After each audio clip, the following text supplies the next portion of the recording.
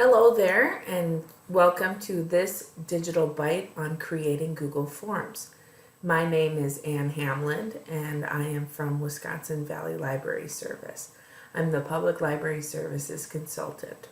So, before we get started with creating your own Google form, you will need a Google account or a Gmail. I'm using my work email to create this Google form. It is best practice if you're going to be using this form for something at your library to have it generated from a work associated email.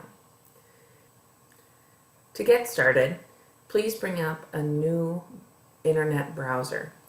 I'm using Google Chrome, but if you are using Bing or Mozilla, you'll need to go to the Google landing page, where you'll see the famous Google search images that change daily and the search bar.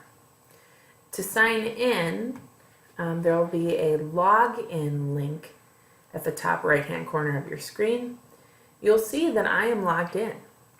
Either way, you'll find an icon of 9 dots on the right hand corner of your screen labeled Google Apps when you hover over it. Click there.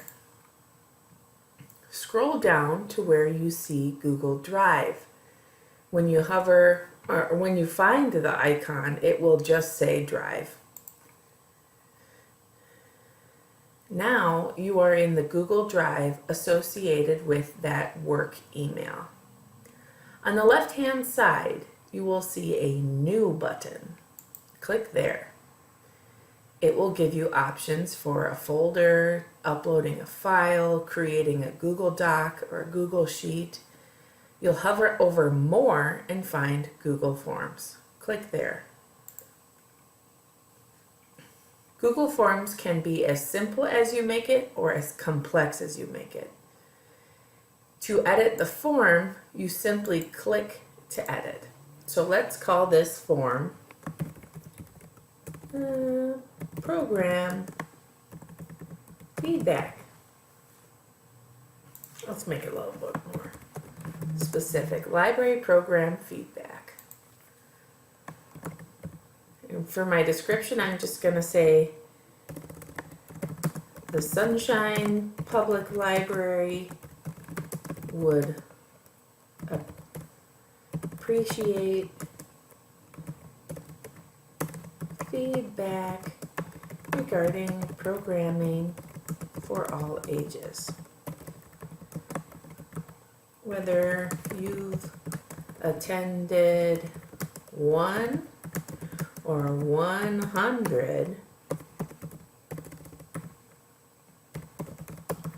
programs, your thoughts are welcome. Before we get into setting up questions, you'll notice I gave the form a title down here, but it didn't give it a title up in the top left corner. So I'm going to click up into that corner, and wow, it added the title from my form. Let's leave it at that. Now, before we build questions, write down what you want to know, and then the building questions portion will be much faster and easier. Let's say I am interested in understanding how many programs attendees have attended within the last year, which age level they attend programs for, which they enjoyed, and which ones, or if they have any ideas for programs that we could try. So, the first question I had said was, how many programs have you attended?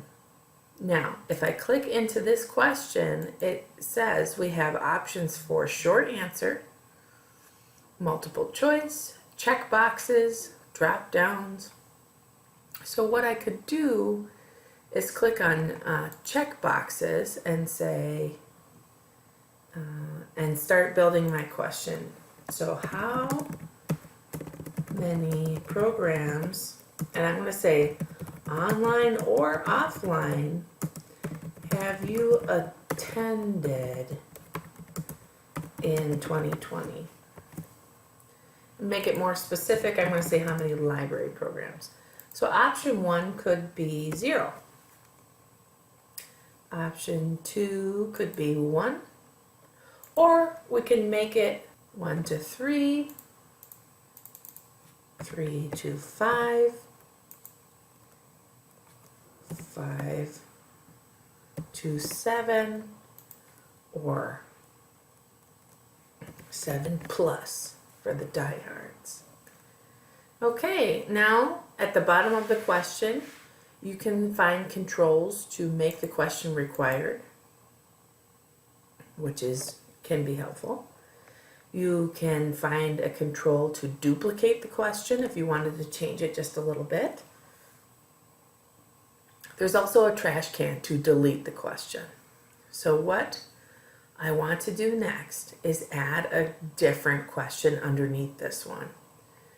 You'll see a little toolbar floating on the right hand side, and the very top control is add a question. So the next question is, which age range applies, I should say, which age range best describes which programs you have attended? Now, this is more of a multiple choice question because we're going to say children's, teens, or adults, right? So option 1, I click there, is children's. Option 2 is teens or adults. Simple as that. Now, the next question I mentioned was, which programs have you attended? So now we can take we have a couple options here. Do you want them to simply write in off the top of their head which ones they attended? Or do you want to provide a list of programs for them to select which ones they've attended? We can do either. So I will select new question. Which programs have you attended? Now, the check boxes could be story time,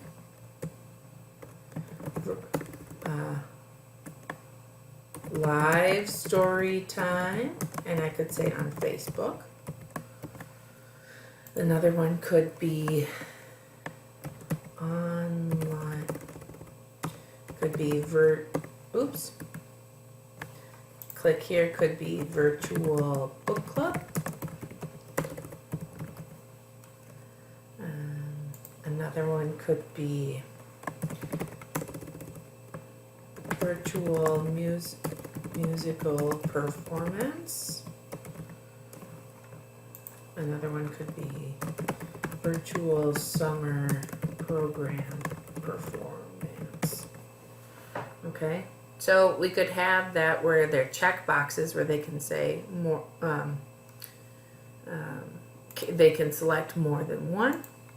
Or the next question could just be not multiple choice, but an answer area.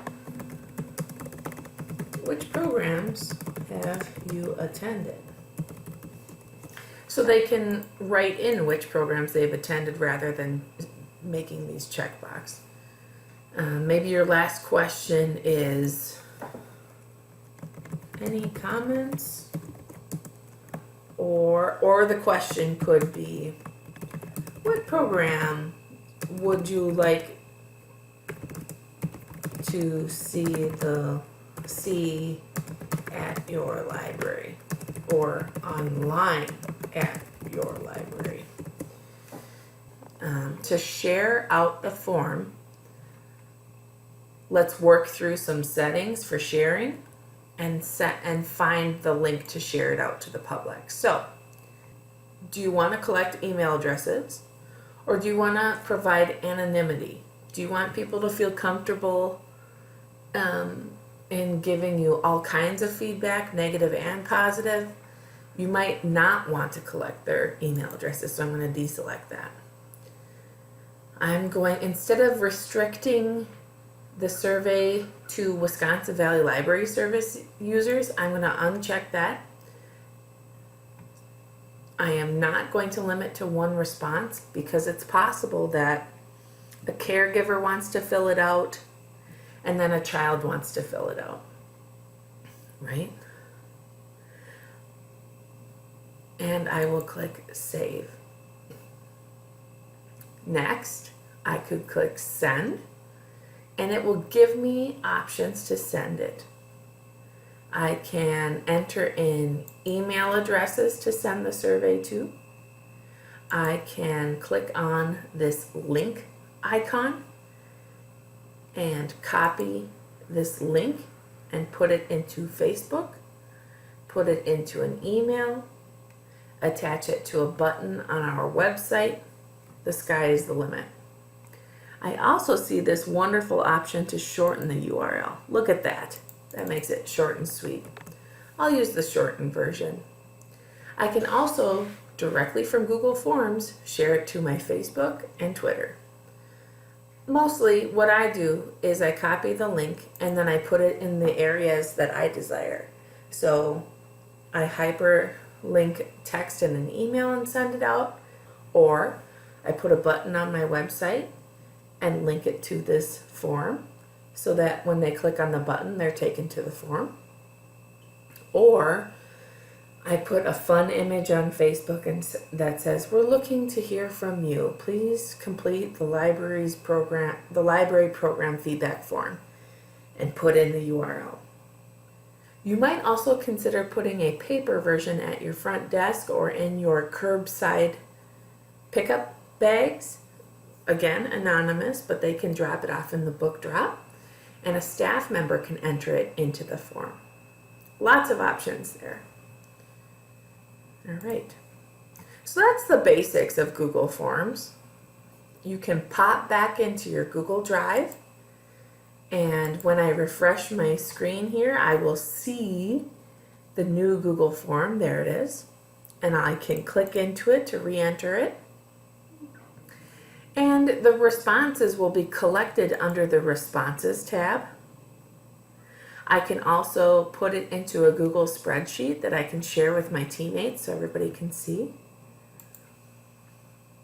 Right? I can also download the spreadsheet from Google Forms. I can also set it to get email notifications into my inbox, just in the chance that responses don't flood in, but they do trickle in, so you can keep an eye on the responses. So let's pretend we want to get a little sassier with the appearance of the form. Up in this top toolbar, you can see Customize Theme, where you can choose different colors for the accent, right? I would suggest keeping it in the blues or yellows, green, yellows, or warm tones. Background color, you can change the back of it. You can also choose an image to go at the top of the screen. Look at all these fun things. Oh, there's a book lover's heart. What does that look like? Did it do it? Oh, insert. It's thinking. Oh, there it is. And it automatically gives you some theme colors. How nice is that?